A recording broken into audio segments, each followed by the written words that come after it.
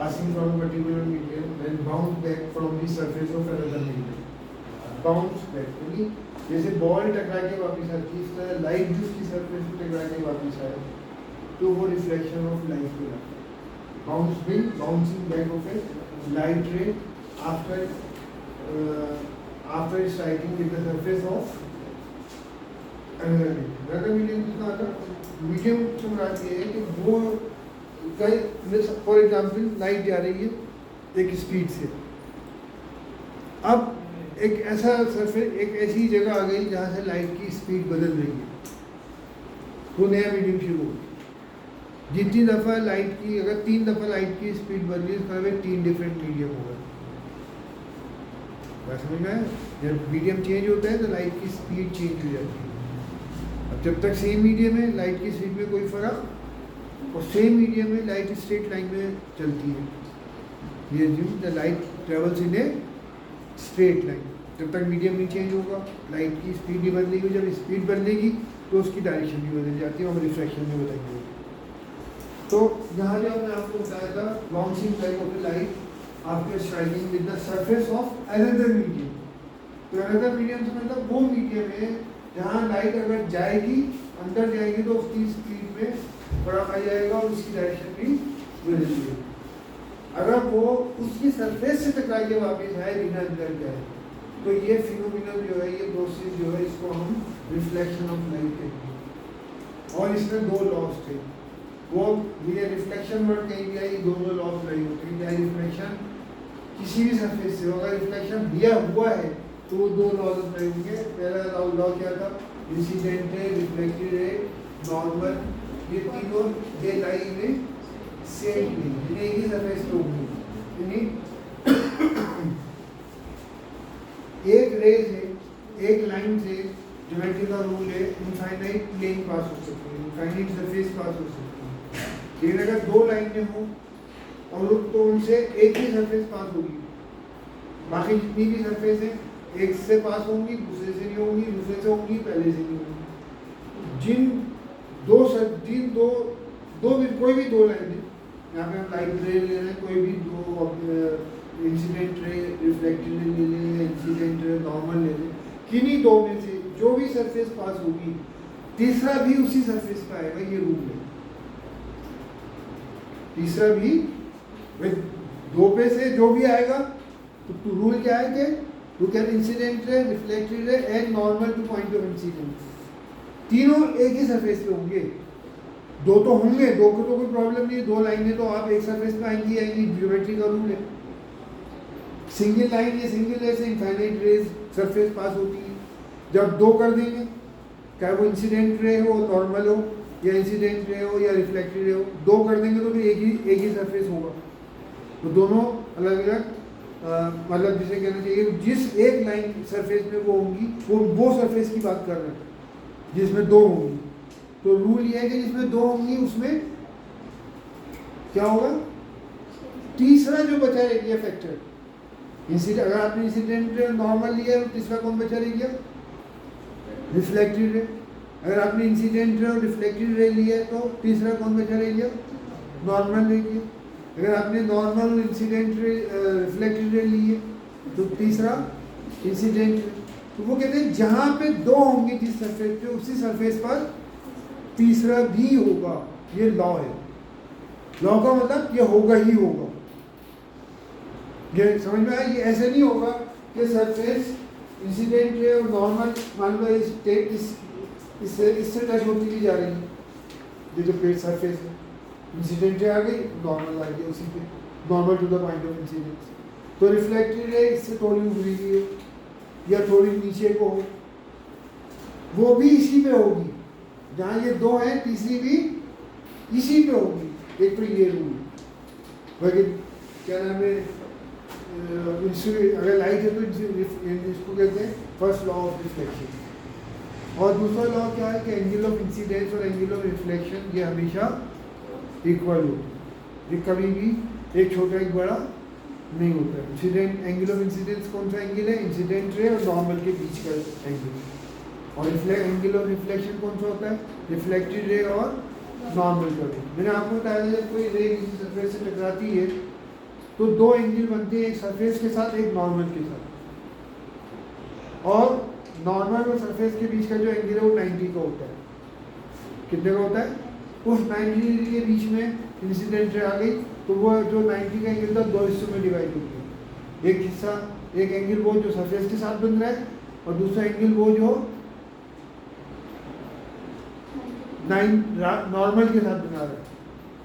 अगर मान लो सरफेस के साथ का एंगल 60 डिग्री है तो नॉर्मल के साथ जो एंगल बनेगा, इंसिडेंट रे जो एंगल बनाएगी नॉर्मल के साथ, वो कितने का बनाएगी? 30 का बनाएगी।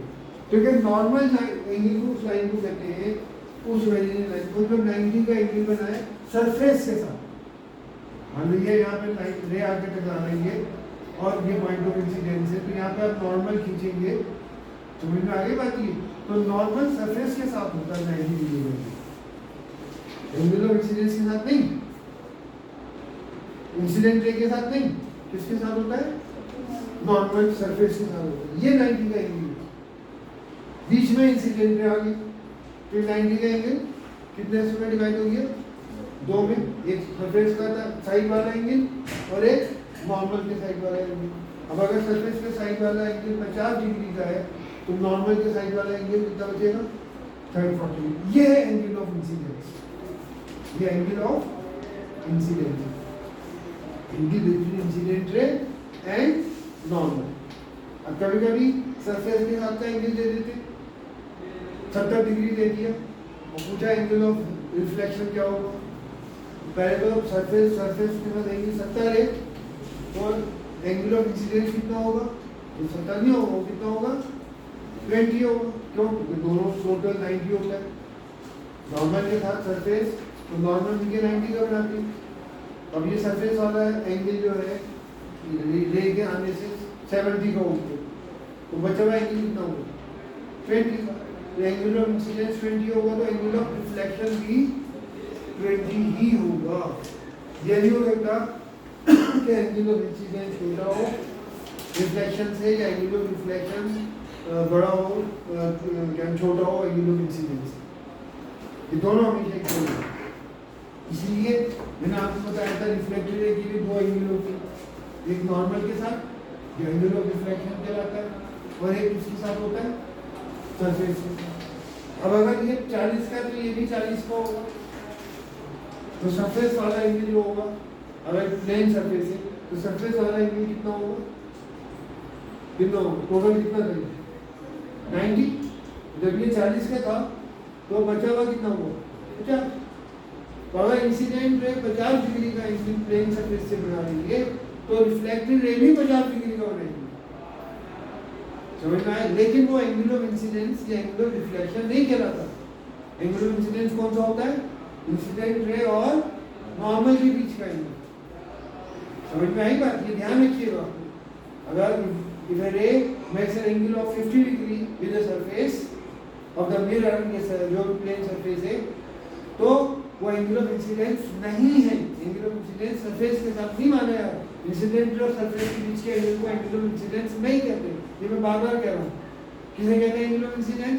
Angle between incident ray and normal. और ये नॉर्मल जो होता है इसका एंगल 90 का होता है सरफेस के साथ, इंसिडेंट रे और रिफ्लेक्टेड रे के साथ नहीं होता। किसके साथ होता है? सरफेस, जिस सरफेस जो उसके साथ नॉर्मल कहते हैं उसे, ये जो 90 डिग्री का लाइन बना है, 90 डिग्री की लाइन जो लाइन होती है वो कहते हैं नॉर्मल है सरफेस को।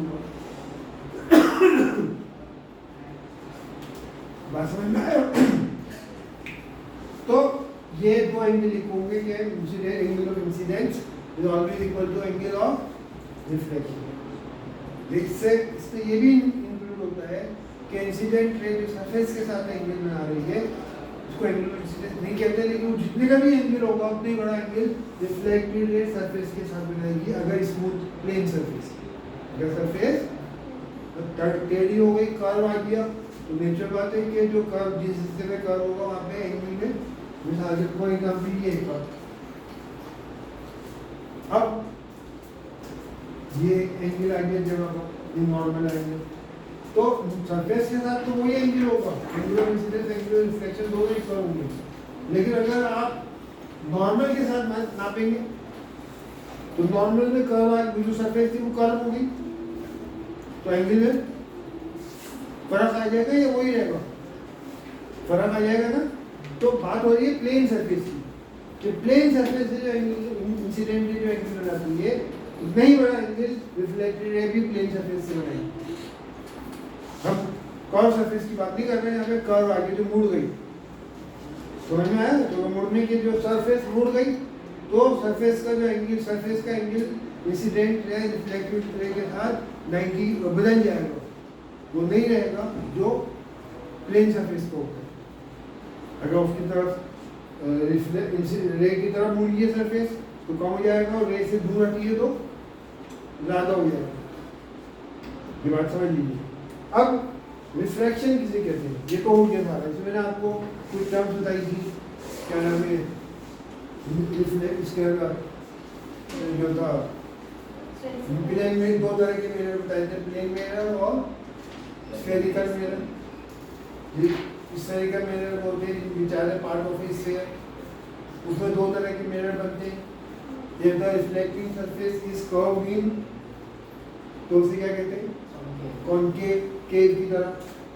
और अगर reflecting surface is bulge out, बाहर को बल्ज हुई है, तो वो सरफेस वहां से रिफ्लेक्शन होगा, तो उस सरफेस को क्या कहते हैं? ऐसे मिरर को कॉन्वेक्स मिरर कहते हैं।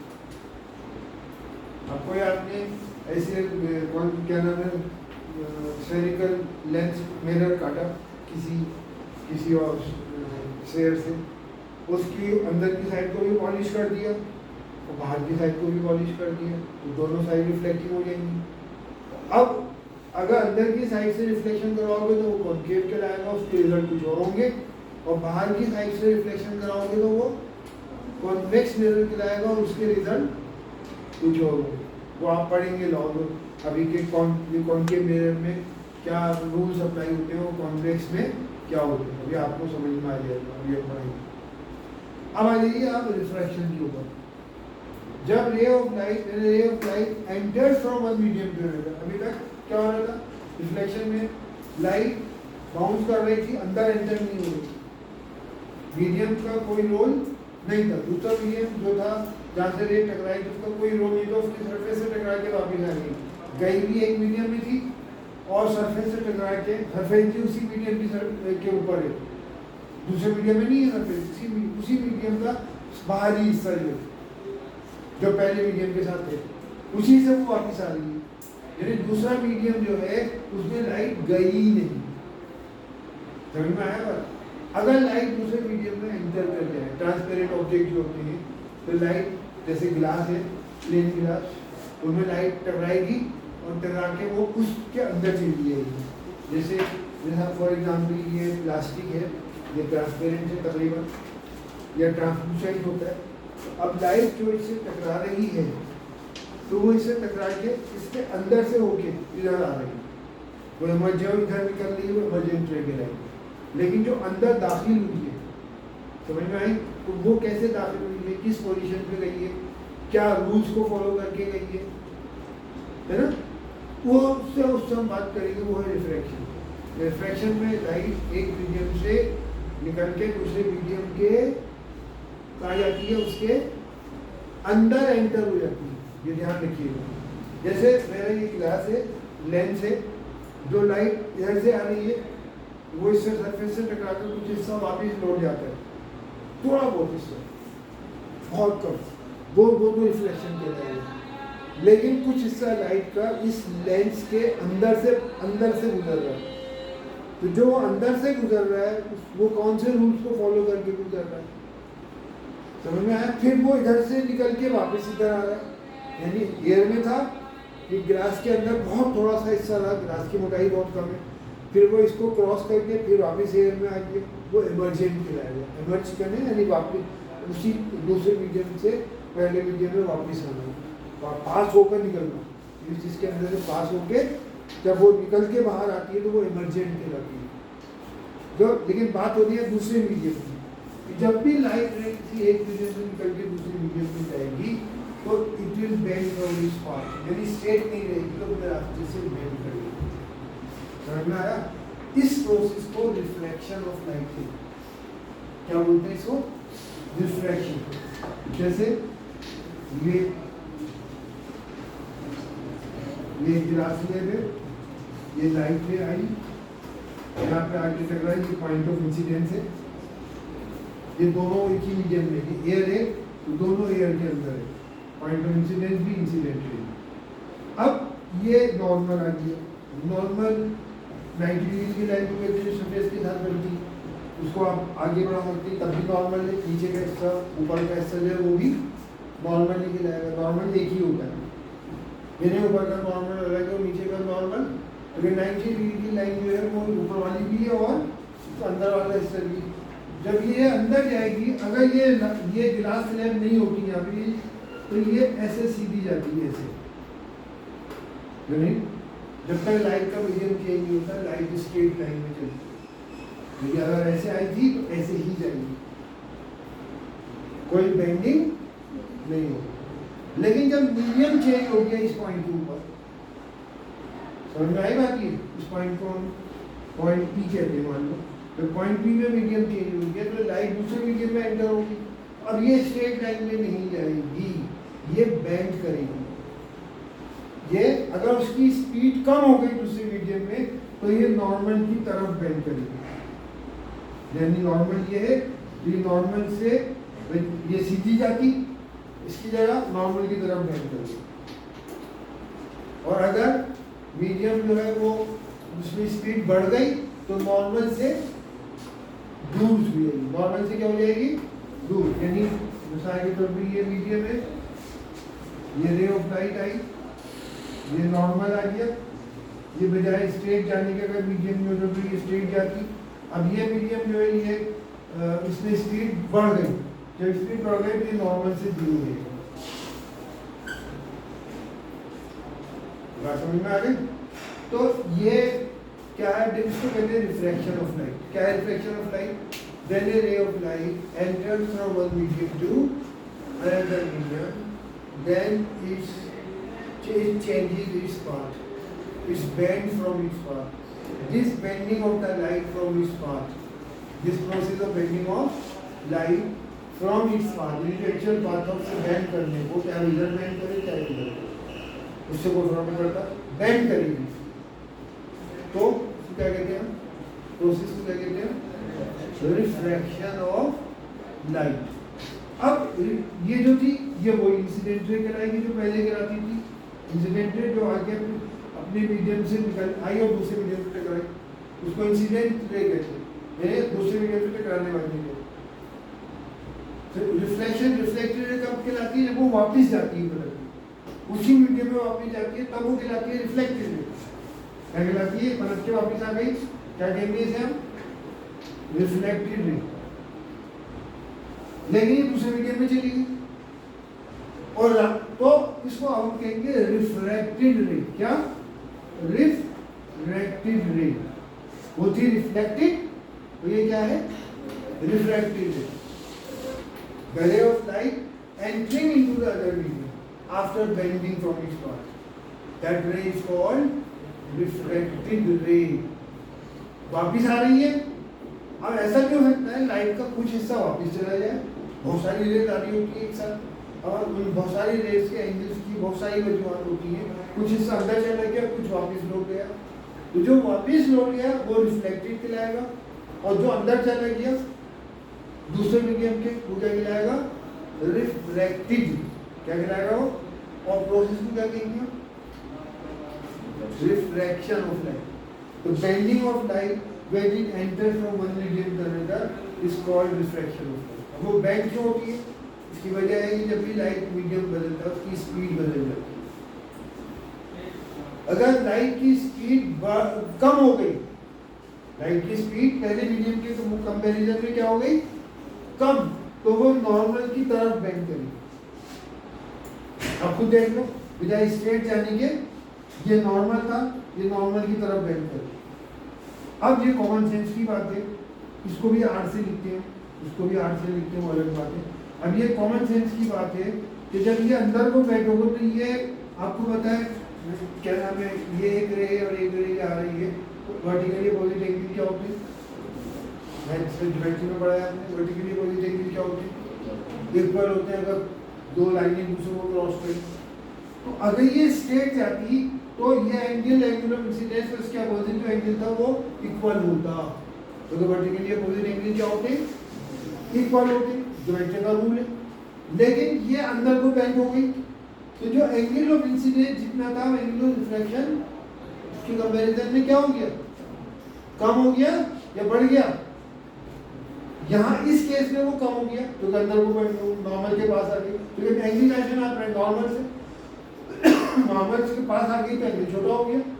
इस केस में नॉर्मल से दूर हो गई, एंगल ऑफ रिफ्रैक्शन जो है ये एंगल ऑफ इंसिडेंस है, नॉर्मल के पास आ गई तो छोटा हो गया, नॉर्मल से दूर हो गई तो मतलब angle of incidence angle of refraction के बराबर नहीं होता, क्योंकि रे बेंड कर रही है नॉर्मल की तरफ या नॉर्मल से दूर, तो बेंडिंग करेगी। अगर वो स्ट्रेट होती तो दो लाइनें, दो कोई भी रे या दो लाइनें अगर एक दूसरे को क्रॉस करें स्ट्रेट लाइन, तो हमने ज्योमेट्री में पढ़ा है क्या, vertically opposite angles are always equal. लेकिन वो स्ट्रेट लाइन तो रही नहीं, वो स्ट्रेट लाइन होती है जो मैंने डॉटेड लाइन दिखाई है, तो बेंड कर गई।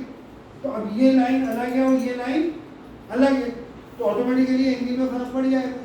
तो अगर नॉर्मल की तरफ बेंड हुई है तो एंगल ऑफ रिफ्रैक्शन छोटा हो जाएगा, और नॉर्मल से दूर रखिए तो एंगल ऑफ रिफ्रैक्शन ज्यादा हो जाएगा। समझ में आ गई बात, ये पॉइंट क्लियर हो गई, बेंड क्यों कर रही है, तो क्या चेंज हो रहा है, स्पीड। और जब भी लाइट की स्पीड चेंज होती है तो उसकी डायरेक्शन में भी बदलाव होता है। जब भी लाइट की स्पीड कब चेंज होगी, जब मीडियम बदलता है, ये रिलेटेड चीजें। जब भी लाइट की स्पीड चेंज होगी क्या होगा, उसका डायरेक्शन बदलेगी, तो जब डायरेक्शन बदलेगी तो एंगल ऑफ रिफ्रैक्शन जो नया एंगल बना है दूसरे मीडियम में वो या तो बड़ा होगा अगर वो स्पीड बढ़ी है, या वो छोटा होगा स्पीड क्या हुई है, कम हो। लेकिन एक चीज अभी इसमें है कि incident ray, refracted ray and normal they all lie in the same plane. वहां था incident ray, reflected ray, normal, ये एक ही सरफेस पे तीनों आते हैं। यहाँ पे भी रिफ्लेक्टेड रे की जगह रिफ्रैक्टेड रे आ गई, यहाँ पे भी तीनों एक ही सरफेस पे होंगे, इंसिडेंट रे भी और नॉर्मल भी। तो पहले भी एक चीज दोनों एक ही, हमने दोनों को एक सरफेस पे ले लिया। जब हम उस सरफेस को आगे बढ़ाएंगे तो हम देखेंगे रिफ्लेक्टेड रे भी उसी सरफेस के ऊपर, यानी तीनों एक ही प्लेन में। ये नहीं कि रिफ्लेक्टेड रे जो है वो सरफेस के ऊपर उठी हुई है या सरफेस के अंदर को धस गई है। जिस तरह incident ray, reflected ray, normal वो तीनों एक ही सरफेस पे होते हैं, इसी तरह इंसिडेंट रे, रिफ्रैक्टेड रे, रिफ्लेक्टेड रे की जगह रिफ्रैक्टेड और नॉर्मल वो तीनों भी एक ही सरफेस पे होते हैं। जिस सरफेस पे दो होंगे तीसरा भी उसी को होगा। समझे, आप देखेंगे अगर कोई आपके पास आपने लाइट एक्चुअली आप उसको सरफेस के ऊपर लेके आ रहे हैं, किसी सरफेस को ऐसे वो है, तो आप देखेंगे तीसरी रे भी उसी पे होगी। तीसरी रे भी मान यहाँ से एक सरफेस पास हो रही है जिसपे से लाइट की रे ऊपर सरफेस के ऊपर नजर आ रही है, नॉर्मल भी वहाँ पर आ गया, तो आप देखेंगे उसी सरफेस के ऊपर आपको कौन सी रे मिलेगी, रिफ्रैक्टेड रे भी उसी पे मिलेगी। तो ये तो मिलता जुलता लॉ हो गया। फर्क क्या है इसमें कि वहाँ रिफ्लेक्टेड रे थी और यहाँ क्या है, लेकिन जो दूसरा लॉ है, लॉज ऑफ रिफ्लेक्शन में सेकंड लॉ, वो angle of incidence is always equal to angle of, हमेशा इक्वल होता है। लेकिन यहाँ तो हो नहीं रहा, वो इक्वल हो सकता है। जब रे दूसरे मीडियम में गई है तो रे बेंड हो गई, तो क्या एंगल ऑफ इंसिडेंस और एंगल ऑफ रिफ्रैक्शन इक्वल हो सकता है, बताओ क्या होगा। अगर मीडियम में स्पीड कम हुई है, जिस मीडियम में स्पीड कम होती है उसे कहते हैं ऑप्टिकली डेंसर मीडियम। क्या कहते हैं उसे, ऑप्टिकली डेंसर, खाली डेंसर नहीं कहते, ऑप्टिकली डेंसर मीडियम। और जिस मीडियम में स्पीड बढ़ गई लाइट की उसे कहते हैं ऑप्टिकली रेयरर मीडियम। ये समझ लीजिए ऑप्टिकली वर्ड का मतलब है लाइट के हिसाब से, कि जहाँ लाइट की स्पीड कम हो गई वो ऑप्टिकली डेंसर कहलाता है वो मीडियम, और जब लाइट की स्पीड बढ़ जाती है वो ऑप्टिकली रेयर। जैसे जब लाइट पानी में एंटर होती है तो उसकी स्पीड कम हो जाती है, तो पानी जो है वो क्या है, हवा के मुकाबले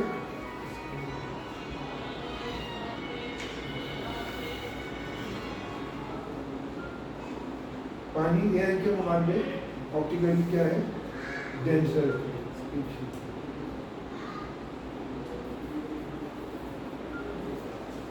पानी हवा के मुकाबले क्या है, ऑप्टिकली डेंसर है। जैसा एक ऑयल जो है, अगर पानी से किसी भी ऑयल में जाएगी तो उसकी स्पीड और कम जाएगी, तो पानी ऑप्टिकली रेयरर है और ऑयल जो है वो ऑप्टिकली डेंसर है, और ज़्यादा डेंस होती है।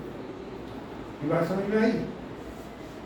तो समझ लीजिए कि एंगल ऑफ इंसिडेंस और एंगल ऑफ रिफ्लेक्शन इक्वल नहीं होंगे।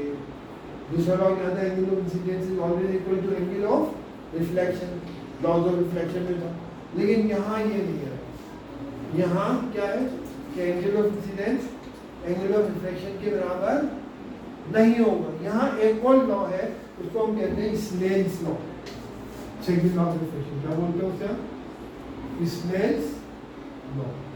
ये जो लॉ बनाया गया, ये देखा गया कि अगर मीडियम बदले नहीं, अगर मीडियम बदले नहीं, तो आपने 9th में ट्रिग्नोमेट्री पढ़ी थोड़ी बहुत, साइन कॉस का कौन आइडिया होगा? साइन क्या होता है? साइन थीटा किसे कहते हैं? किसे कहते हैं? जैसे angle between perpendicular and hypotenuse, इसको कहते हैं साइन थीटा। अगर परपेंडिकुलर के सामने वाले एंगल को थीटा कहें तो क्या कहेंगे हम? Sine theta. Angle between base and hypotenuse तो उसे क्या कहते हैं हम? Cos theta. आपने पढ़ा है नहीं साइन थीटा कॉस थीटा। तो अगर हम साइन ऑफ इंसिडेंस में, यानी इंसिडेंस की एंगल ऑफ इंसिडेंस की वैल्यू ले साइन के हिसाब से, ये टेबल बनेगी कि साइन 30 कितना होगा, साइन 40 कितना होगा। साइन 30 हाफ होता है, अगर आप लोग पढ़ेंगे ज्योमेट्री की वैल्यू जो है, वैल्यू की कोई टेबल बनेगी, हर एंगल के हिसाब से वैल्यू बदल जाती है। तो अगर आप साइन आई, यानी आई कोई भी एंगल 30 डिग्री का एंगल समझ लो, यानी एंगल ऑफ इंसिडेंस 30 का है, उसकी जो वैल्यू होगी उसको हम डिवाइड करें साइन आर की वैल्यू से, यानी एंगल आर बदल गया तो आर की वैल्यू डिफरेंट होगी। क्यों? तो अगर एंगल बदल गया तो आर या तो छोटा होगा या बड़ा होगा। तो साइन आई की जो वैल्यू निकाली हमने टेबल देखकर, साइन आर की value refracted angle of refraction से जो निकाली साइन आर की वैल्यू, वो कुछ और निकलेगी।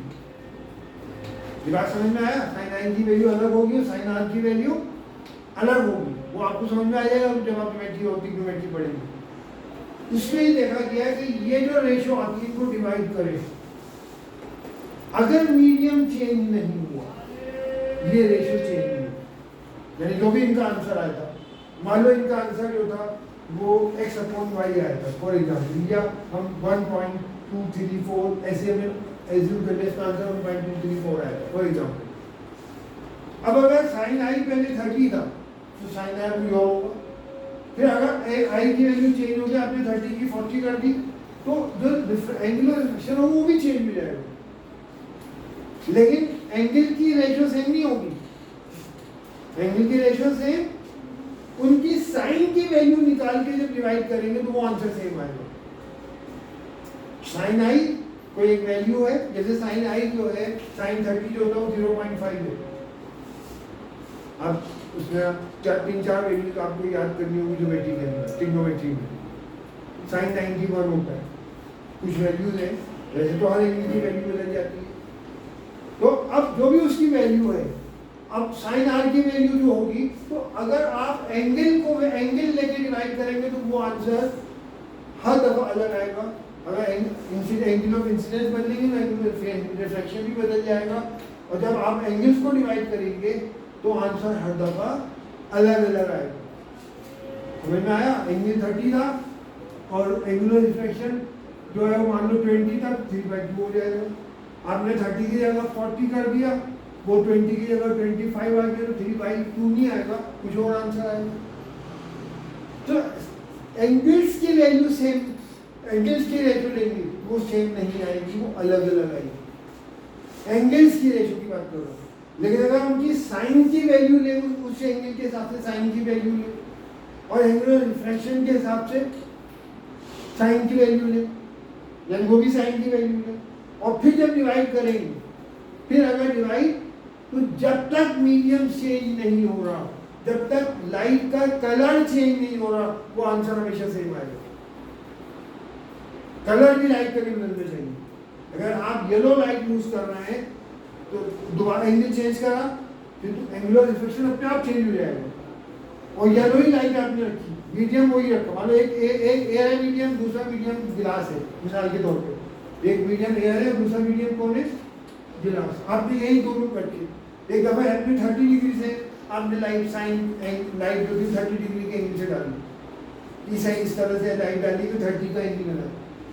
एंगुलर रिफ्लेक्शन आप नोट कर लेंगे कितने का बनेगा, है ऐसे आप एक्सपेरिमेंट्स करेंगे स्कूल के अंदर गैस गिलास स्लैब लेकर, तो आप अगर एंगल को एंगल से डिवाइड करेंगे वो आंसर आएगा, जब एंगल चेंज करेंगे दूसरा एंगल निकलेगा, वो आंसर कुछ और आएगा, दोनों सेम नहीं होंगे, ये बता रहा हूँ। लेकिन अगर आप साइन की वैल्यू लेंगे एंगल ऑफ इंसिडेंस की, और आप साइन की वैल्यू लेंगे एंगल ऑफ, फिर जो डिवाइड करेंगे तो जो आंसर एक दफा आया है डिवाइड करने के बाद जो आंसर आया है, अगर एंगल चेंज होके जो नया आंसर आएगा वो भी सेम आएगा। कब तक, जब तक पेयर चेंज ना हो, यानी दोनों मीडियम सेम रहे और लाइट का कलर चेंज ना हो, लाइट का। तो अगर आपने एक लाइट पहला एंगल 30 डिग्री का एंगल लिया आपने येलो लाइट से, फिर आपने 40 डिग्री का एंगल लिया रेड लाइट से, तो अब येलो लाइट का जो एंगुलर रिफ्रैक्शन था वो कुछ और निकलेगा, और रेड लाइट का एंगुलर रिफ्रैक्शन कुछ और निकलेगा। बात समझ रहे हैं? तो अगर लाइट भी सेम है और मीडियम भी सेम है, तो जो उनकी साइन की रेशो है दोनों एंगल की, वो भी सेम निकलेगी। और अगर एंगल बदल, मीडियम बदल गया, यानी पहले आपने यहाँ एयर लिया था, मान लीजिए पानी ले लिया, पानी और गिलास ले लिया, मैंने पहले एयर से रे पास हो रही थी, एंगल ऑफ इंसिडेंस एयर में बना था, है अब आपने पानी ले लिया तो एंगल ऑफ इंसिडेंस कहाँ बना, पानी में। जब एंगल बदल जाएगा, सॉरी मीडियम अगर बदल जाएगा, फिर जो रेशो निकालेंगे वो नई रेशो निकलेगी। तो जब तक मीडियम चेंज नहीं हो रहा, यानी जो पेयर है वो चेंज नहीं हो रहा, पहले एयर था, सेकंड लाइट एंगल के लिए भी एयर है, थर्ड एंगल अपने लाइट का लिया वो भी एयर है, और जो सेकंड मीडियम है वो पहले केस में भी गिलास था, दूसरे केस में भी वही गिलास है, और तीसरे केस में भी वही गिलास है। गिलास भी बदल देंगे, मटेरियल बदल जाएगा तो भी मीडियम बदल जाएगा, अलग अलग गिलास के अलग अलग मटेरियल है। बात समझ में आई? तो जब तक लाइट का कलर, जब मीडियम चेंज ना हो और कलर ऑफ लाइट चेंज ना हो, तो अगर अलग अलग कलर लाइट के लेके आप ये रेशियो निकालेंगे, आप 30 डिग्री की रेशियो ले लें, एंगल ऑफ इंसिडेंस 30 का रखें, तो angle of reflection yellow light का कुछ और होगा, रेड लाइट का कुछ और होगा, क्या वेजेंटा लाइट का कुछ और होगा, लाइट का ग्रीन लाइट का कुछ और होगा, हर एक का अलग अलग होगा। जब उनकी साइन की वैल्यू लेंगे वो भी कुछ और होगी। जो एंगल साइन आई तो सबका सेम है क्योंकि आपने 30 रखा है, लेकिन साइन आर की वैल्यू हर एक की क्या होगी, अलग। और जब आप रेशियो निकालेंगे तो ऑटोमेटिकली दो डिफरेंट नंबर को डिवाइड करेंगे, दो तो हर दफा डिफरेंट आंसर आएगा क्योंकि नंबर बदल गया। तो अगर रेशियो मीडियम ना बदले और कलर ऑफ लाइट ना बदले तो ये रेशियो हमेशा सेम है। समझ में आया? इस रेशियो को नाम दिया गया है रिफ्रैक्टिव इंडेक्स। क्या नाम दिया है? Refractive index of given pair of medium, यानी इस पेयर का नाम भी बताना पड़ेगा। ये इस मीडियम का रिफ्रैक्टिव इंडेक्स है। ये बात समझ में आया? ये तो क्या है वो, ये सेकंड लॉ, ये हमेशा सेम है, ये इसको सेकंड लॉ कहते हैं। उसका दूसरा नाम क्या है, कौन सा लॉ कहलाता है? Snell's law. क्या है ये? कि in a given pair of medium the ratio of, ये जब भी दो चीजें फ्रैक्शंस तो उसको रेशियो की डिफाइन करते हैं, the ratio of sine of angle of incidence, यानी साइन की वैल्यू कौन से एंगल की, एंगल ऑफ इंसिडेंस के साइन की वैल्यू, ये जो एंगल ऑफ इंसिडेंस था उसकी साइन की वैल्यू। ज्योमेट्री में आप पढ़ेंगे, ट्रिग्नोमेट्री में आपने पढ़ा होगा कि साइन कॉस टेन की अलग अलग वैल्यूज निकलती है। तो साइन की वैल्यू जो होगी आप टेबल में देख सकते हैं कि उस एंगल की क्या है। अगर आप कॉस की वैल्यू निकालेंगे, समझना, जैसे फॉर एग्जांपल साइन 30 जो होता है वो 1/2 होता है, लेकिन अगर cos 30 निकाले उसी एंगल पे cos की वैल्यू निकाले तो वो √3/2 होता है। क्या होता है? √3/2। 10 की वैल्यू निकालेंगे वो कुछ और मिलेगी। बात समझ में आए नहीं आएगी? बात हो रही है कि साइन की वैल्यू ले और किसी एंगल की वैल्यू मिलेगी, और उसी एंगल में, उसी में साइन की वैल्यू किसकी ले, एंगल ऑफ किसकी, ये कौन सा एंगल है, एक एंगल ऑफ इंसिडेंस था, दूसरा एंगल कौन सा है, एंगल ऑफ रिफ्रैक्शन। तो क्या है वो, the ratio of sine of angle of incidence to the sine of angle of refraction will always be same, constant। कब तक? as long as medium is not changing, as long as medium is not changing and और क्या change नहीं होना चाहिए, colour of light change. ये कहलाता है सेकंड लॉ ऑफ रिफ्रैक्शन, और सेकंड लॉ का दूसरा नाम इसमें क्या कहलाता है, ये लेंस लॉ कहलाता है। और वो जो रेशियो हमने निकाली है दोनों एंगल की, उसका भी नाम है, उस रेशियो को क्या कहते हैं, क्या, refractive index of the given pair of angle. यानी रिफ्रैक्टिव इंडेक्स मीडियम बदल जाएगा तो वो भी बदल जाएगी, तो हम बताना पड़ता है ये रिफ्रैक्टिव इंडेक्स किस पेयर का है। अच्छा, अब इसमें से एक पेयर जो है वो वैक्यूम है, एक पेयर में एक मीडियम वैक्यूम या एयर है और दूसरा मीडियम कुछ भी हो सकता है। तो हम दोनों का नाम लेने की जरूरत नहीं है। हम जैसे मैं, ये वाटर का रिफ्रैक्टिव इंडेक्स है, ये ऑयल का रिफ्रैक्टिव इंडेक्स है, ये कोकोनट ऑयल का रिफ्रैक्टिव इंडेक्स है, ये ग्लिसरीन का रिफ्रैक्टिव इंडेक्स है। अगर खाली एक ही मीडियम का नाम लें तो दूसरे मीडियम का नाम ना लें तो दूसरा मीडियम हम ये एज्यूम करेंगे वो वैक्यूम है या एयर है, वैक्यूम है या मामूली सा डिफरेंस होता है। वैक्यूम का वैल्यू अलग होती है, एयर की अलग होती है, लेकिन वेरी माइन्यूट डिफरेंस। तो हम उसको फिर एब्सोल्यूट रिफ्रैक्टिव इंडेक्स कहते हैं। क्या बोलते हैं? एब्सोल्यूट रिफ्रैक्टिव इंडेक्स में सिर्फ दूसरे मीडियम का नाम देना होता है। जैसे अगर ऑयल है तो ऑयल का नाम देंगे, वाटर है तो वाटर का नाम देंगे, केरोसिन ऑयल है तो केरोसिन ऑयल का नाम देंगे। लेकिन अगर एयर के अलावा हम किसी और मीडियम में पानी और ऑयल का लें, ग्लिसरीन और ऑयल का लें, ग्लिसरीन और पानी को कंपेयर करके निकालें, यानी एंगल ऑफ इंसिडेंस ग्लिसरीन में बना और एंगल ऑफ रिफ्रैक्शन पानी में बना, तो उस हालत में हमें नाम बताने पड़ेंगे मीडियम में। तो उससे हम बोलते हैं refractive index of the given medium, उनका नाम बताने पड़ेंगे। लेकिन अगर उसमें से वन ऑफ द मीडियम जहाँ से लाइट आ रही है वो पानी है, वो सॉरी एयर है या क्या है, वैक्यूम है, तो फिर हमें दोनों मीडियम के नाम की जरूरत कहने की जरूरत नहीं, सिर्फ कौन से मीडियम का नाम लेंगे जहाँ लाइट गई है। और उस रिफ्रैक्टिव इंडेक्स को हम आसानी के लिए क्या कहते हैं, क्या, एब्सोल्यूट रिफ्रैक्टिव इंडेक्स। क्या बोलते हैं? Absolute refractive index. इसका मतलब है जैसा लिखा है absolute refractive index of water, उसका मतलब है कि जो लाइट आई है वो कहाँ से आई है, एयर से आई है या वैक्यूम से आई है। ये पॉइंट क्लियर हो गया? तो आपने सेकंड लॉ ऑफ रिफ्रैक्शन समझ में आ गया। आपके लॉ